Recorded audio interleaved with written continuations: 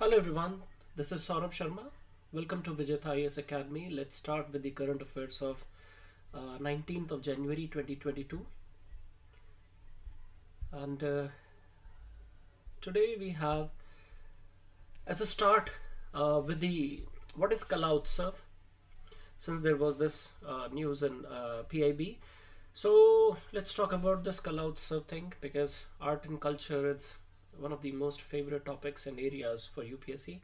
Minister of State for Education addressed the valedictory function of Kala Utsav 2021. Kala Utsav is an initiative under Ministry of Education under Rashtriya Madhyamik Shiksha Abhiyan. So here's the twist, because this Kala Utsav is not related to Ministry of Arts, it is related to Ministry of Education. So you have to keep this in mind, that the nodal agency or the implementing ministry for this Kala Utsav thing is not Ministry of Art, rather Ministry of Culture, Department of Art, whatever. Rather it is Ministry of Education under Rashtriya Madhyamik Shiksha Abhiyan to promote arts, music, theatre, dance, virtual arts and crafts in education by nurturing and showcasing the artistic talent of school students at the secondary stage in the country. Friends, if you remember that when we talked about the professions and careers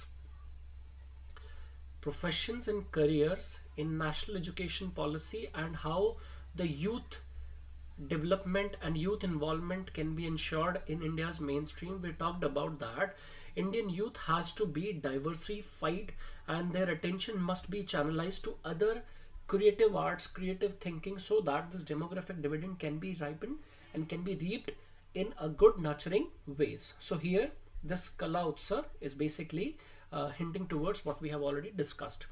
The National Kala Utsav was launched by the National Council of Education Research and Training, that is NCERT, and the Department of School Education and Literacy, Ministry of Education, in 2015.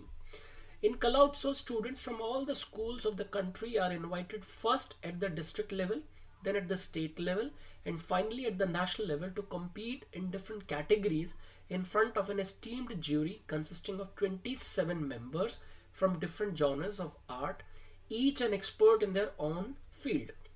The National Education Policy 2020 emphasizes the promotion of arts and culture through education, and Kala Utsav 2021 also incorporates the suggestions of the National Education Policy. So this National Education Policy, what it states, that education is not always or entirely found in books.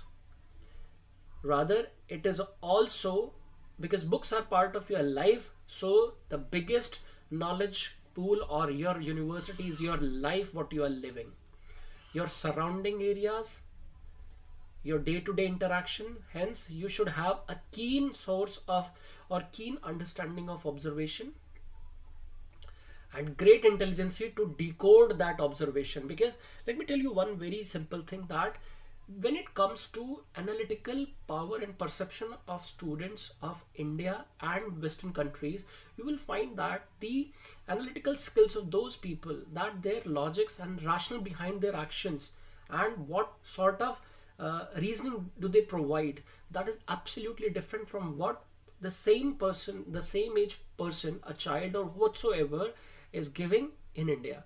This is because they do not entirely focus on books, because books are theoretical and sometimes books are considered as a well thought, full organized system of ideas that are sometimes subjective, and that subjectivity is generally taught to the people in such a way that it remains throughout the course. We just have to take a reference of those studies that are given in the books, rather experimenting those theories with our day-to-day lives and the changing paradigm of the life in this dynamic world where technology, economy, the relations, the environment, everything is changing every minute and every second. That reference needs to be taken. Otherwise, if you just take that for granted, those references or theses, once they have been written, so the newness will never be there in your thought process and system.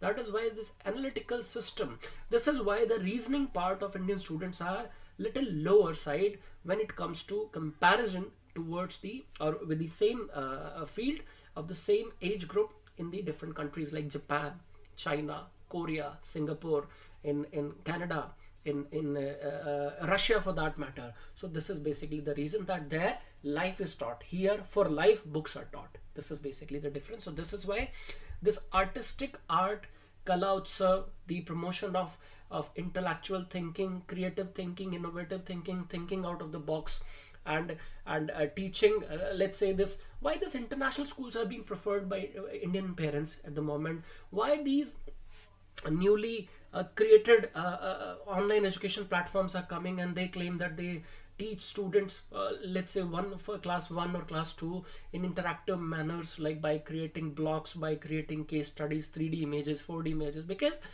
that's how you see the life in your daily life. That's how you generally perceive the information coming from those objects that are hitting your intellectual part of your brain. So you have to be integrated, and you can actually be able to connect what you are reading with your life. That's only can make you a combined person of intellect and great thinking. So this is about this Kala Utsav thing. Next we have, let me just rub it off.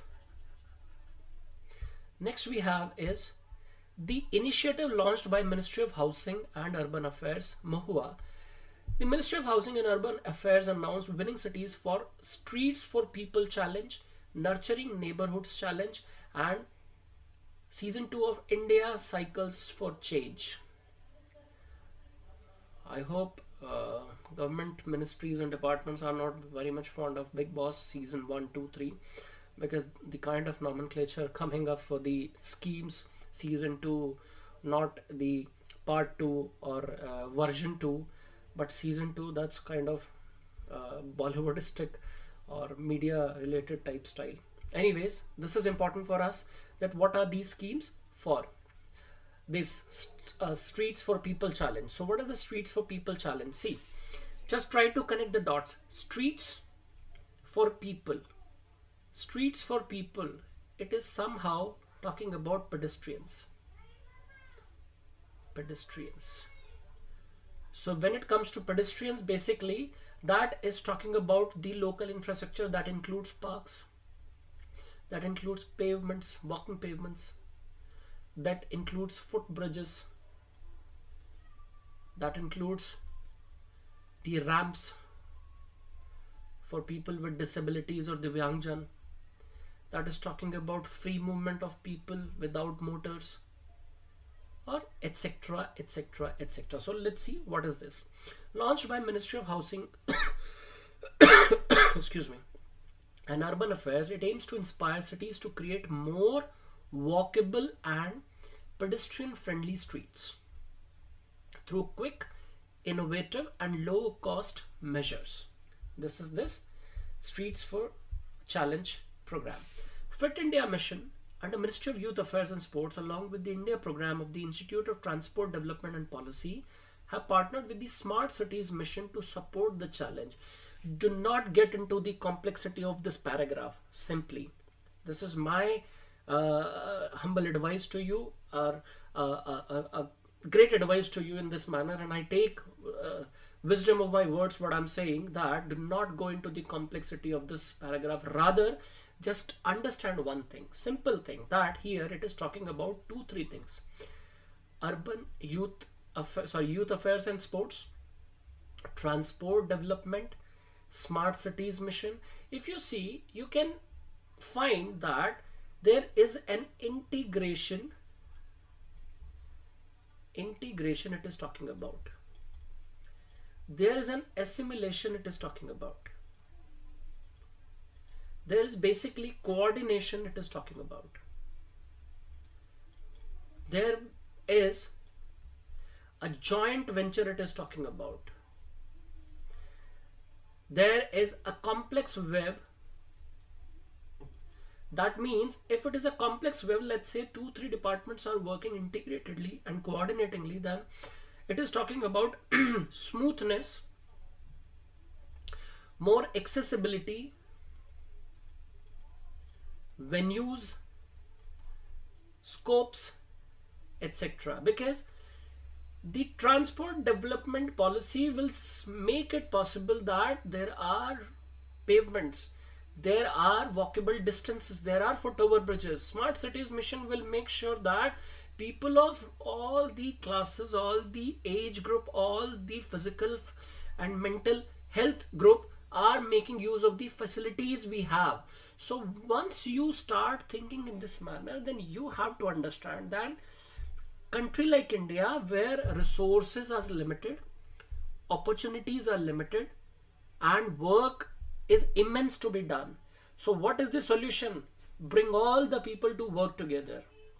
Here you cannot think individually when it comes to implementation of policies. You have to create a coordinated web, because you cannot just make road by the PWD department without consulting with the Delhi Jal Board or MTNL that भैया आप किधर अगला गड्ढा खोदने वाले हो. If you do not do this, then at one end you have been going through making the roads, and at the other end people from these two departments have started digging the roads. One is saying I have to basically dig a pole, the another one will say I have to make the water connections available for the people. It is not at all possible and feasible, because otherwise the PW department has to go back and has to make the roads again. This is an issue. So therefore this integration, coordination, assimilation, mixing, working together with the same mindset and same agenda, same objectives, it is highly important. So this is basically the idea of this paragraph, and that's why I said do not get into the complexity of this, just try to understand the philosophy of this paragraph, that's all. Next is nurturing neighborhoods challenge, because the smart city has been an important and favorite area of UPSC of late, in paper 4, in paper 3, and sometimes in paper 2.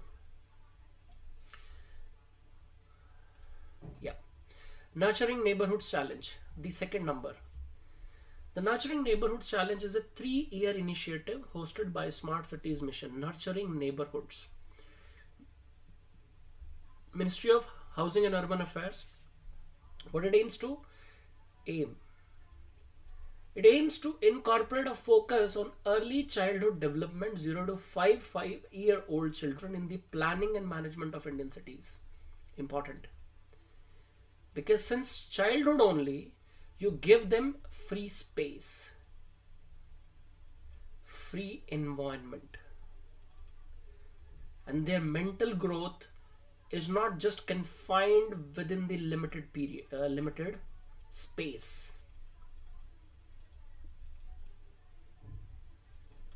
You know, there is a sociological study that suggests that people who are ironically living in slum areas, or in households with even lesser than basic amenities, their tempo, their brain, the strength of their brain, thinking, and the kind of motivation present in them is absolutely different from those people who are living in well considerable spaces, like those living in middle class, upper middle class level facilities. The confined spaces, restricted spaces, and congested spaces, the person who has seen since childhood, he will have a limited set of thinking and he will have a lot of aggression.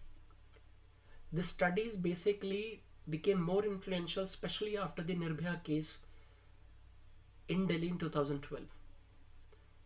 That one case actually disturbed the mental psychology of all the people who heard about it, not just in India, around the world. So when you are getting, and when this debate was going that this juvenile age should be declared as 18 or 16, there this study actually conducted, which took out very important outcomes, that the space, the poverty, the level of education, the environment, the atmosphere, the local arena, the intermixing between people is all important behind the rationale of development of a person's thinking and his ways out. Now, the another argument in this case could be that those who are living in good area, good scope, and those who have been so lucky to receive good, this childhood or upbringing, they are also doing this. But here, if you see the statistics and data, the philosophy behind such kind of actions are generally an outcome of aggressions and taking revenge. Rather, those who are doing from the another set of background, they are doing for the different sets of problems. Like sometimes people are involved in child abuse, they are a kind of mental disorder, which the disease they are suffering from, that is why such people are categorized as pedophile. But here, when we are talking about the molestations and harassment and eventually murders, in many cases we have seen, it is all the outcome of that limited strength of your brain that could not be developed.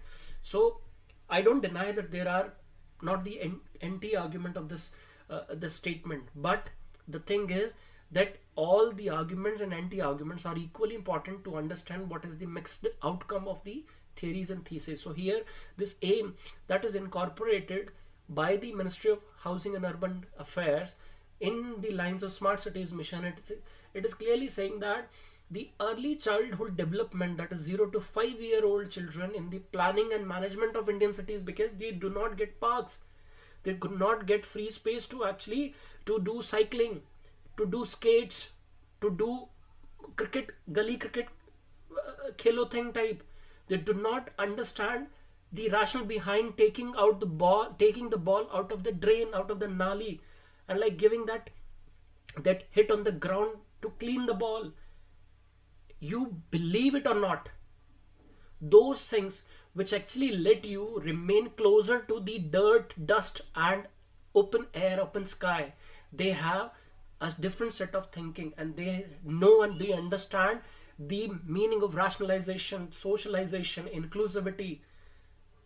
That is why when you read the role of family in the upbringing of the children as part of your syllabus belonging to paper 4 GS ethics, there you study that peer-to-peer interaction, primary socialization, secondary socialization, how it is shaping the personality traits at the very early ages of the childhood. So this all the things has meaning. Next, its ultimate objective is to include solutions in smart cities that enhance the quality of life of young children. Now, let's just take an example. You being a father have given an iPad to your child out of love. That iPad will give him or will give your child a virtual experience of imagination, technology, and he will be gadget savvy bacha. But when it comes to, and probably he will be learning things that sharing is caring. For example, how will you make them understand that concept of poverty? This is the one scene actually telecasted in this movie named as English Medium, where this counselor asks the parents who are willing to get their child admitted in a very high profile school of Delhi, that how would you make your child learn the concept of sharing this poverty? How would you introduce your child to the concept of poverty? They say that sharing is caring. Now just think, this is your task, that can you make your child understand that what is the concept of poverty, especially in the country like India? You cannot say that there is no poverty, everything is good, India is great, and everybody is doing right. No, you cannot say that, because once he will be out, he will have a different sets of observation, because what he has studied or taken information from you, that will not be matching him. It will create a confusion from him, that we call as socially observed confusion. So will you be able to introduce them through the concept of YouTube's watching these videos of many channels like IU and PU shows? No. If you just keenly observe, IU PU show for that matter is showing concepts behind these things, and that is also giving information, but your child is getting that information from the YouTube platform. But those artists, those children, IU and PU who are doing the show, they are actually doing it in reality form. They are going to the streets, they are meeting people from that category, and they are actually doing things for them. They are learning it actually, but your child is just learning by seeing them. Is he practicing? Not. So that is why this quality of life of young children can only be promoted well in a healthy manner for their well-being when they are given space. Absolutely important, they are given space. That is why in well-developed societies, in well-developed area, when it comes to infrastructure development for the life, for the living standards in the country, in big cities, in big areas, the parks, recreational facilities, the free movement, free space, every single thing is given equal importance so that people can come into that arena, meet with each other, see the real life, can feel the beauty of nature, they can feel the sensitivity towards each other. When they play in group, they can understand the value of staying together, staying as one, etc., etc., and etc. So this is it. And promote the health, well-being of both the young children and their caregivers. Just keep this in mind. Anywhere in the world, you scroll YouTube, you go to Google, you go to any website of any country. If any single government, any single department, any single YouTuber, any single person on Google, or let's say Google itself, if they say on this planet Earth that you require high-tech gadgets for your children's mental upbringing, I would leave this profession of teaching right away, right there. Just share me that link. If they say that not real life, not open space is required for the mental well-being of your child, and they say otherwise contrary things, then you will be able to understand that why am I saying this and why these things are given in the study. And only when you write these things you will get through the exam, otherwise you won't. India Cycles for Change Challenge.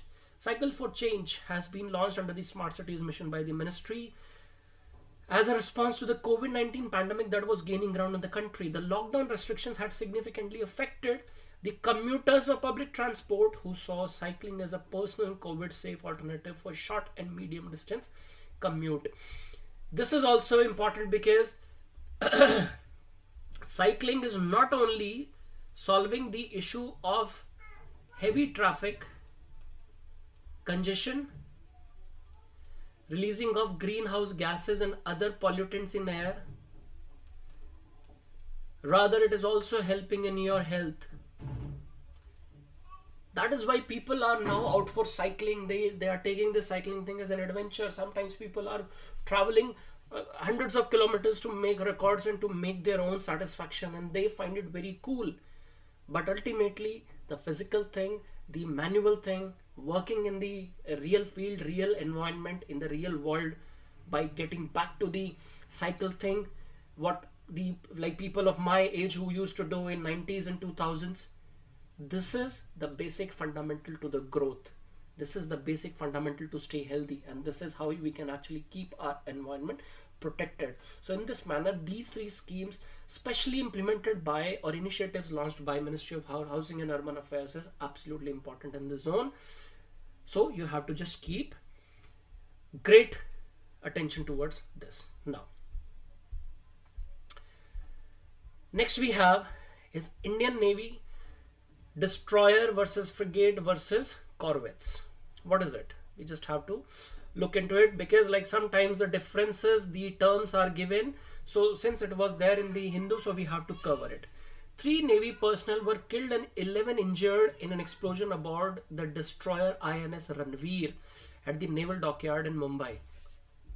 This is very sad and very very hard to feel, and hard to digest that our personnel's important assets are losing their life because of some accidents, some other things. Or so, how does Indian Navy name its vessels? Important. The Internal Nomenclature Committee at the Ministry of Defense is responsible for naming ships and submarines. This committee should be remembered. The Assistant Chief of Naval Staff heads the INC, Assistant Chief of Naval Staff.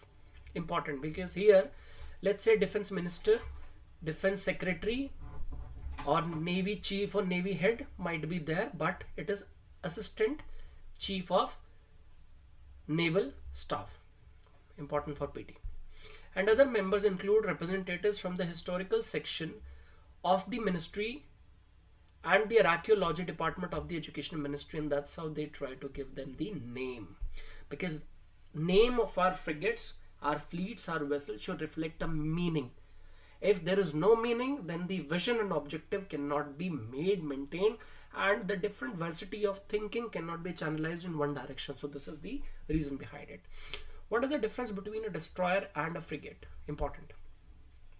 Frigates and destroyers are two of the most common warships in a navy's fleet. Both are designed for quick maneuverability and can be used to escort and protect larger vessels from air, surface, and underwater threats.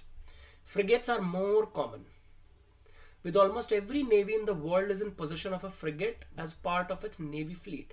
Frigates are generally medium-sized ships in comparison to destroyer and are specialized in a particular role, like guided missile frigates or anti-submarine frigates.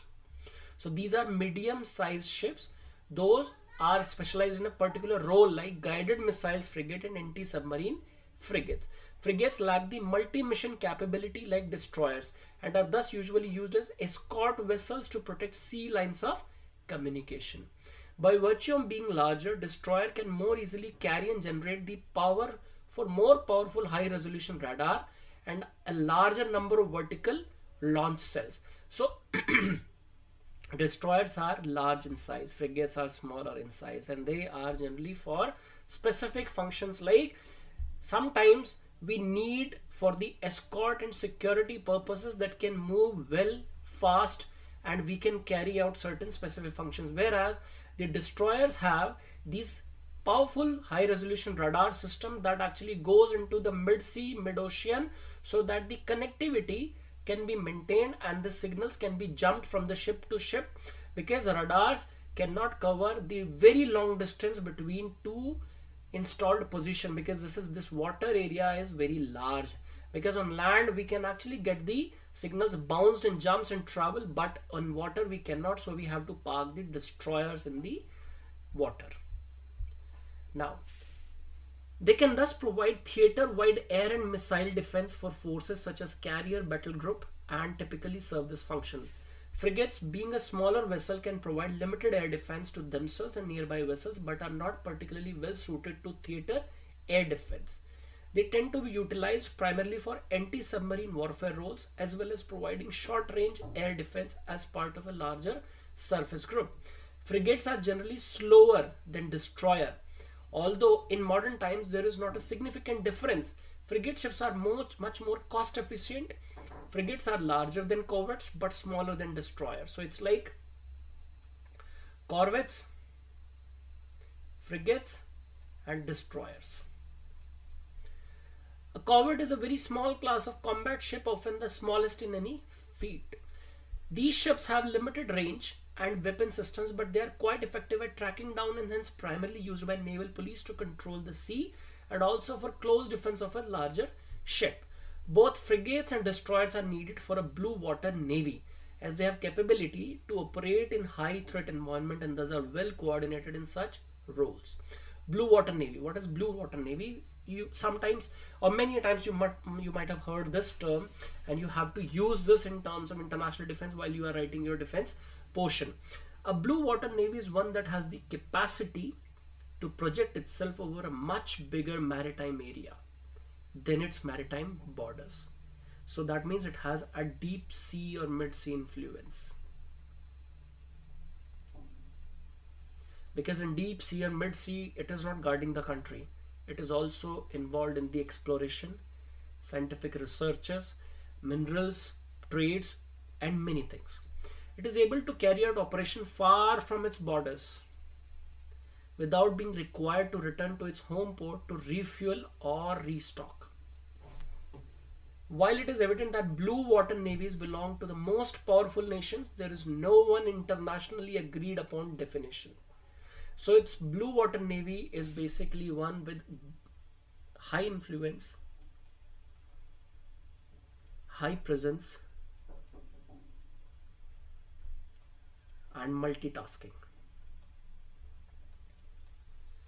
That is capable of for its defense, protection, research and exploration, and trade.